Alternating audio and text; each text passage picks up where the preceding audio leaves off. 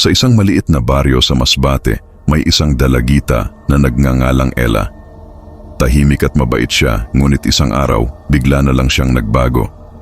Mula sa pagiging masunurin, naging balasubas siya, sumisigaw ng masasamang salita at nagpapakita ng kakaibang lakas.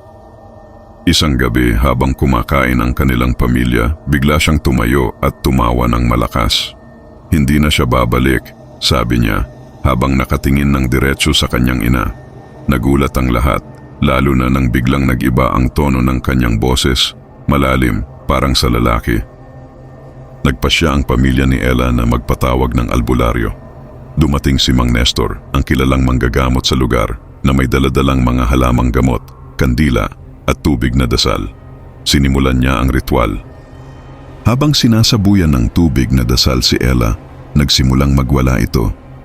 "Hindi niyo ako mapapalayas," sigaw niya habang nagpipilit kumawala sa mga humahawak sa kanya.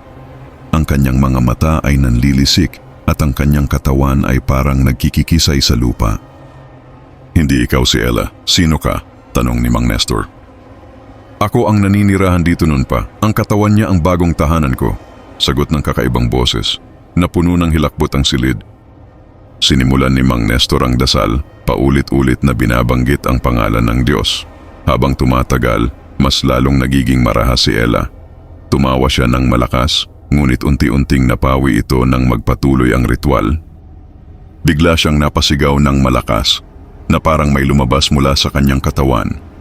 Napaluhod si Ella, humihingal, ngunit muling naging kalmado. Nang magising siya, nagtataka siya kung bakit siya nasa sahig at kung bakit nakatingin sa kanya ang lahat. "Hindi ko maalala ang nangyari," sabi niya habang umiiyak.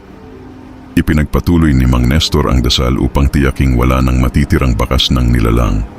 Simula noon, bumalik na sa normal ang buhay ni Ella, ngunit nanatili ang takot sa kanilang pamilya. Dahil minsan, sa gitna ng gabi, may naririnig silang bulong mula sa dilim, "Babalik ako."